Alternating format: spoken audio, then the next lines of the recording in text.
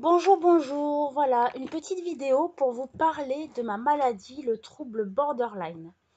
Alors, qu'est-ce que le trouble borderline? Alors, le trouble borderline, selon le DSM-4, le manuel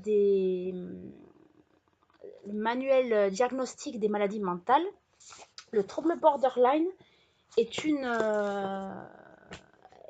pathologie qu'on appelle état limite. Ce n'est ni entre la névrose, ni la psychose, ni la névrose. Alors pour simplifier, les psychoses, ce sont tout ce qui est bipolarité, schizophrénie, paranoïa, psychopathie. Et les névroses, ce sont ce qui est plus communément appelé les névroses hystériques, les TOC, les phobies, voilà, tout ce genre de choses-là. Donc l'état limite, le trouble borderline, ce n'est ni une névrose ni une psychose, c'est un état limite entre les deux. C'est-à-dire que un trouble, ce qu'on appelle de la personnalité.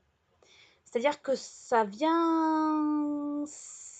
peut partir du caractère, tout comme cela peut partir d'un trait de personnalité, tout simplement. C'est un trait de personnalité. Et c'est une des maladies qui se soigne le moins bien, car justement, c'est un trait de la personnalité. Et par voie de fait, on ne soigne pas une personnalité. On a sa personnalité, elle est propre à nous. On ne peut pas soigner une personnalité. On peut essayer de l'arranger, de l'améliorer, de la contenir, de la développer, mais pas de la soigner. Donc le trouble de la personnalité est une maladie qui ne se soigne pas. Quand on est borderline de la naissance. Enfin non, pas de la naissance. Ça, je vous expliquerai un peu plus tard. On est borderline du moment où on le devient jusqu'à la fin de sa vie généralement. On dit qu'à peu près pour les femmes, les troubles majeurs du trouble les symptômes majeurs du trouble borderline se stabilisent aux alentours de 30 ans et pour les hommes autour de 35 ans. Voilà, bon, 5 ans de différence, on va dire globalement pour tout le monde, ça se stabilise aux alentours de 30 ans. Donc, pour faire simple, euh, comment se déclenche le trouble borderline? Alors, dans la plupart des cas, les études ont montré que la plupart des personnes souffrant de troubles borderline auraient subi dans leur enfance soit une forme d'abus en fait, soit un abus sexuel, soit un abus verbal, soit un abus physique. Alors, abus sexuel, je ne vous fais pas le dessin, ça peut être viol, attouchement, tout ce qui tourne autour du sexe. Et pas que du sexe pénétration ou ça peut être du sexe, comme Freud l'appelait, un simple baiser. Mais imaginez par exemple un papa qui embrasse sa petite fille sur la bouche. C'est pas logique, ça peut laisser des séquelles. C'est juste un baiser, mais c'est quand même sexuel. Voilà. Bon, il y a donc les abus sexuels. Ensuite, il y a les abus verbaux. C'est-à-dire, par exemple, moi je pense souvent au harcèlement moral des jeunes enfants à l'école. Ceux qui sont victimes de raquettes, ceux qui sont victimes de harcèlement moral pour les enfants à l'école. Et tout autre abus physique, pareil, que ce soit à l'école, se faire taper tous les jours quand on va à l'école, ou se faire taper par ses parents, être un enfant maltraité, voilà. Donc toute forme d'abus peuvent déclencher le trouble borderline a posteriori. C'est-à-dire que faut savoir que chaque être humain a une structure, soit psychotique, soit névrotique, soit état limite. Tant que la personne est stable, on dit qu'elle est compensée. C'est-à-dire que sa structure est compensée. Sa structure est là, mais il n'a pas de symptômes qui découlent de cette structure. Et le jour où la personne décompense, c'est là que les symptômes explosent, donc les symptômes de sa structure. Si la personne a une structure depuis toute petite, ça c'est dès qu'on est, hein, c'est à la naissance. Si toute la personne a une structure psychotique, elle décompensera, soit elle deviendra schizophrène, soit bipolaire, soit paranoïaque, soit psychopathe. Si elle a une structure névrotique, elle développera des TOC, des phobies, elle deviendra hystérique, elle fera du théâtralisme. Soit si elle a une personnalité, une structure de personnalité état limite, elle décompense, elle devient borderline. Voilà. Donc, on a traité ce qui pouvait faire rentrer en matière. Dans la plupart des cas, ce sont souvent des maltraitances au sens large du terme dans l'enfance qui amènent à un trouble borderline plus ou moins sévère. Ensuite, le trouble borderline. Donc, si j'en prends ce livre qui est très bien fait, Manuel du borderline, ils disent difficulté à gérer des pics émotionnels, alternance d'idées suicidaires et d'enthousiasme excessif, dépendance à l'alcool, au sexe ou aux relations violentes, sentiment douloureux de ne pas savoir qui l'on est, peur panique d'être abandonné. Le trouble de personnalité borderline est une maladie bien réelle qui prive ceux qui en sont atteints d'un contrôle de leur vie et d'une reconnaissance de leurs souffrances. Donc voilà, ça veut bien dire ce que ça veut dire. Il y a en gros 4 principaux traits du trouble borderline. La peur de l'abandon, le sentiment de vide, l'aspect colérique, l'instabilité thymique, l'irritabilité et les difficultés interpersonnelles. Voilà, ce sont les 4 grands traits du borderline. Donc je répète, le sentiment d'abandon, le sentiment de vide chronique, l'irritabilité constante et les difficultés interpersonnelles. Donc, pour le sentiment d'abandon, généralement, en général, les borderline avérés, c'est-à-dire diagnostiqués, parce que c'est vrai que c'est un terme passé dans la psychologie de bas étage pour dire oui, tiens, lui, il est borderline, machin, mais bon, non, la borderline, c'est une véritable maladie, il faut qu'elle soit diagnostiquée par un spécialiste. Donc, à partir du moment où le borderline est diagnostiqué, on retrouve dans la majorité des cas des personnes ayant subi des abandons, qui soient symboliques, je répète, symboliques ou réels, dans leur passé. Alors, réel, comme moi par exemple, l'abandon de ma mère. Ma mère est partie, nous a abandonnés. Bon, ça c'est un abandon. Après, il y a les abandons symboliques, c'est-à-dire un divorce. Un divorce, le papa ou la maman, s'ils sont bien, s'ils sont corrects, n'abandonnent pas leurs enfants. Ils décident juste de se séparer. Mais l'enfant peut le vivre comme un abandon. C'est ce qu'on appelle un abandon symbolique. Alors je parle des parents, mais il peut y avoir d'autres formes d'abandon. La meilleure amie, le chien qui est parti, un abandon symbolique ou avéré, mais un abandon.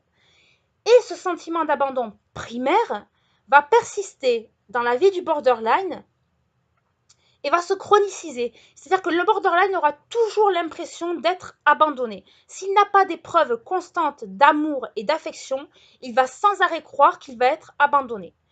Mais ça ne s'arrête pas là. Non seulement il va croire qu'il va être toujours abandonné, mais afin d'éviter cette situation d'abandon qui lui est insupportable, il va provoquer l'abandon. C'est-à-dire, dans les couples par exemple, avant de ne se faire quitter, il va quitter. Alors même que c'est là que c'est vicieux, parce que le borderline va se dire, mon compagnon ne m'aime pas, il va m'abandonner, il va partir, il va me laisser tomber, ça va tellement lui prendre la tête, qu'un jour il va se lever et lui dire, bon bah chérie, je te quitte. Comme ça, il aura quitté, sera lui le maître de la situation, il ne se sera pas fait quitter. Il n'aura pas été abandonné, c'est lui qui aura abandonné en premier. Alors ça, c'est dans les relations de couple, mais ça existe aussi dans les relations de travail. On quitte un travail, on démissionne, on change de travail par peur d'être mal jugé, d'être catégorisé. Donc on a peur d'être abandonné par notre patron ou par nos patients si on est dans le milieu médical ou par nos clients si dans le milieu de la vente ou quel que soit d'autre. On a peur d'être abandonné, donc on va abandonner avant. Ça, c'est dans le milieu professionnel. Et dans le milieu des loisirs, on se lance à fond dans un loisir et on a peur de tout perdre, alors on arrête tout. Comme ça, au moins, c'est nous qui sommes maîtres. C'est moi qui ai arrêté. C'est pas, par exemple, pour le sport. C'est pas le sport qui m'a épuisé, c'est moi qui ai décidé d'arrêter. Voilà, le sport ne m'a pas abandonné, c'est moi qui l'ai abandonné. Voilà, c'est les cas d'abandon et de peur d'être abandonné les plus classiques. Ensuite, on a dit quoi? Le sentiment de vide. Alors, le sentiment de vide, c'est que le borderline aura beau être entouré socialement, professionnellement, amicalement, familialement, il se sentira toujours vide. C'est-à-dire que il aura beau tenter de combler son vide par des dépenses inopinées, du sport, de la nourriture. C'est pour ça qu'on rencontre beaucoup de boulimiques dans les troubles borderline, ou à l'inverse des anorexiques qui se privent. Essayer de combler ce vide qui le prend, qui le saisit, mais c'est quelque chose d'indescriptible. On a l'impression d'être vide, de n'avoir rien en nous, de ne pas avoir d'émotion, de ne pas avoir de contenant. Enfin, on a un contenant, on a un corps, mais on a l'impression que ce corps est vide à l'intérieur, qu'il ne ressent rien, qu'il ne pense rien, qu'il ne réagit pas, qu'il n'a pas d'affect, qu'il n'a pas de sentiment pour les choses, qu'il n'a pas d'intérêt, qu'il n'a pas de culture, qu'il n'a pas d'intellect, qu'il n'a rien, qu'il est vide. Ensuite, on a dit l'irritabilité. Alors ça, oulala, ça c'est le trait le plus dangereux du borderline. C'est colère intempestive. Le borderline peut se mettre dans des colères phénoménales, mais qui le desservent. Car à la fin, au final, avec du recul, parce que le borderline est quelqu'un de très intelligent, avec du recul, il regrettera toujours ses colères. Toujours, et tout ce qui se sera dit et fait pendant les colères sera regretté et sévèrement regretté. Quand je dis sévèrement regretté, le borderline peut aller jusqu'à l'automutilation tellement il s'en veut d'avoir été en colère. Il peut se faire du mal à lui-même tellement il s'en veut d'avoir fait souffrir quelqu'un, d'avoir fait capoter une situation. Les colères du borderline sont démesurées. Elles sont complètement hors normes. Elles sont hors temps, hors espace. Elles dépassent tout. Elles dépassent même le borderline lui-même qui ne se reconnaît plus quand il est en colère. Il sort de lui-même, tel un schizophrène qui a un dédoublement de personnalité. Il sort de lui-même, il ne sait plus ce qu'il dit, il ne sait plus ce qu'il fait. Il est bouffé par la colère et la colère lui fait dire des choses et faire des choses qu'il regrettera sévèrement après. Et le dernier point, les relations interpersonnelles. Alors les relations du borderline sont très compliquées car le borderline, il faut savoir, n'est pas nuancé. C'est soit tout blanc, soit tout noir. Soit j'aime, soit je hais. Soit tu es beau, soit tu es laid. Soit tu es bon, soit tu es mauvais. Il n'y a pas d'entre-deux. Il n'y a pas d'arc-en-ciel dans la palette du borderline. Il n'y a que du blanc ou du noir. Il n'y a même pas de gris. C'est-à-dire que les relations interpersonnelles sont très difficiles car soit le borderline va idéaliser la personne, c'est-à-dire qu'il va la voir comme toute puissante, comme géniale, comme sauveuse, enfin salvatrice, je sais pas comment on dit, comme sauveuse de l'humanité, comme Dieu ou déesse. Soit il va la voir comme la pire personne du monde, un déchet, euh, une, euh, une pierre crapule, un criminel, n'importe quoi, tout ce qu'il y a de plus dégradant. Et il n'y a pas d'entre-deux. Il ne peut pas se dire que la personne qui est bonne peut avoir des côtés mauvais. Il ne peut pas se dire qu'une personne qui est toujours joyeuse peut avoir des moments où elle va être un peu plus triste, un peu plus calme. Une personne qui fait la fête tout le temps, elle ne peut pas être calme de temps en temps. Ou à l'inverse, une personne très calme ne peut pas avoir de moments de folie. Une personne très triste ne peut pas avoir de moments joyeux. Non, en fait, le borderline ne sait pas faire la différence, ne sait pas faire de nuances. C'est soit une personne est tout comme ça, soit elle est tout comme ça. Et c'est ça qui rend difficile les relations, car le borderline se fixe sur un schéma et n'en démord pas. Si j'ai décidé d'aimer une personne, je vais l'aimer à fond et je vais me donner à fond pour elle jusqu'à me détruire ma santé et ma vie professionnelle, amicale, familiale pour cette personne. Mais le jour où elle me fera une chose qui paraît pour moi me décevoir, c'est fini, elle tombera dans la haine, le dégoût, le plus total. Elle baissera dans son estime de, elle chutera de, comme si elle chutait du Mont Blanc, quoi. Elle chutera, mais en tout. Il n'y a pas de juste milieu. Il ne peut pas se dire que la personne aimée a le droit à l'erreur. Tout comme à l'inverse, la personne haïe ne peut pas être bonne, ne peut pas avoir le droit de faire quelque chose de bien pour essayer de se racheter. Non, je hais, c'est fini. Toi, je te hais, je te veux pas dans ma vie, tu dégages. Eh bien, il n'y aura aucune raison qui le fera re-rentrer. Voilà tous les traits, les 4 traits principaux du borderline. Donc après, je vais vous conseiller quelques petits livres. Il y a celui-là, Une danse borderline, petite psychothérapie romancée d'une personnalité limite. Alors c'est une jeune femme qui s'appelle Ivana, qui est sur un divan et qui, au long de sa thérapie, euh, va dévoiler son trouble borderline et le thérapeute va lui répondre. Et c'est un échange. Donc c'est plutôt c'est de l'ordre du témoignage, voyez-vous. C'est divisé en plusieurs chapitres. Par exemple, là vous voyez, je vois le chapitre 16.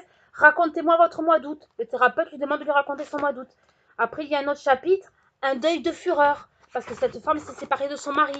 Donc, vous voyez, il y a un deuil de fureur. Il y a plein de trucs. Quelle hystérique tu fais, ma fille? Ça, c'est sa mère qui la traite d'hystérique. Parce que les borderline peuvent paraître hystériques de par leur colère. Vous voyez, il y a plein de petits chapitres. On n'est pas obligé de lire ça linéairement. Comme là, aime-moi maman. Toujours le sentiment du borderline de besoin d'être aimé, de peur d'abandon. Là, elle demande aime-moi maman. Donc, vous voyez, c'est plein de petits paragraphes comme ça. Ensuite, pour les plus férus de psychologie, alors moi il faut savoir que j'ai mon master de psychologie, donc je tape haut dans la lecture, mais tout le monde n'est pas obligé de lire ce que je lis. Hein. Il y a celui-ci, Traitement du trouble borderline. Alors ça, c'est aux éditions Elsevier Masson. Alors ça relève de l'édition médecine et psychothérapie. Donc là, par contre, je ne vous cache pas, ce sont des termes médico-techniques très compliqués à comprendre si on n'a pas fait d'études de psychologie, voire de médecine, mais qui restent quand même bien expliqués. Bon, je ne dis pas que ce sera un livre du grand public quand même, parce qu'il y a des termes vraiment très techniques qu'il faut comprendre. Il y a même des termes en anglais, il y a même des passages en anglais, c'est pour vous dire. Mais si on veut un aperçu vraiment médical et pointilleux de ce qu'est le trouble borderline, ce livre est vraiment fait pour vous.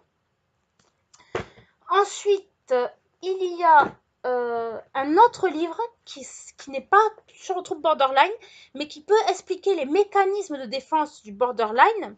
Il s'appelle Les mécanismes de défense. Alors, c'est aux éditions Nathan Université, le petit fac psychologie. Et là, ça vous décrit tous les mécanismes de défense. Alors, ça peut être les mécanismes de défense de la psychose, de la névrose ou de l'état limite. Il y a de tout. Et donc, je ne sais pas, moi, pour vous citer, par exemple, la formation réactionnelle. C'est un mécanisme de défense. L'humour. L'humour est un mécanisme de défense. Il est expliqué dans ce livre. L'identification. Le borderline s'identifie beaucoup. Il y en a plein d'autres. Qu'est-ce que je peux vous prendre? Identification projective. Alors ça, c'est toutes les formes d'identification, je vais vous les passer. Intellectualisation. Vous savez, le fait d'intellectualiser tous, en rejetant les affects, en intellectualisant tous, c'est une forme de mécanisme de défense. Ce livre est vraiment très complet sur les mécanismes de défense. Ensuite, le borderline est quelqu'un d'anxieux, de très anxieux. Il éprouve de l'anxiété. Il peut même être diagnostiqué de TAG, trouble anxieux généralisé. Donc j'ai un livre là-dessus, Traiter l'anxiété, 11 cas pratiques d'enfants et adultes en TCC. Les TCC, thérapie cognitivo-comportementale. En fait, thérapie cognitivo-comportementale, ça veut dire des thérapies qui agissent directement sur le comportement. Par exemple, le plus classique, j'ai peur des araignées, le thérapeute va petit à petit vous amener à toucher des araignées. C'est ce qu'on appelle les thérapies cognitivo-comportementales. Cognitif, cérébral, comportemental, du comportement. Allier le cérébral au comportement. Thérapie cognitivo-comportementale. Donc là, il y a 11 cas cliniques. Donc il y a anxiété de séparation et céphalée, le cas de Léo. Apparemment, c'est un petit garçon qui, quand il est séparé, il ressent des migraines. Ensuite, il y a le trouble de stress post-traumatique. Ensuite, peur de provoquer le malheur des siens. Attaque de panique chez une enfant. Trouble anxieux complexe avec décompensation dépressive et alcoolisme. Panique en avion. Comportement anxieux lié à une algodystrophie. État de stress post-traumatique avec épisode dépressif majeur, anxiété sociale, rituel de comptage, ça c'est pour les TOC, et trouble panique avec agoraphobie. Voilà, donc c'est les plus grands traits de...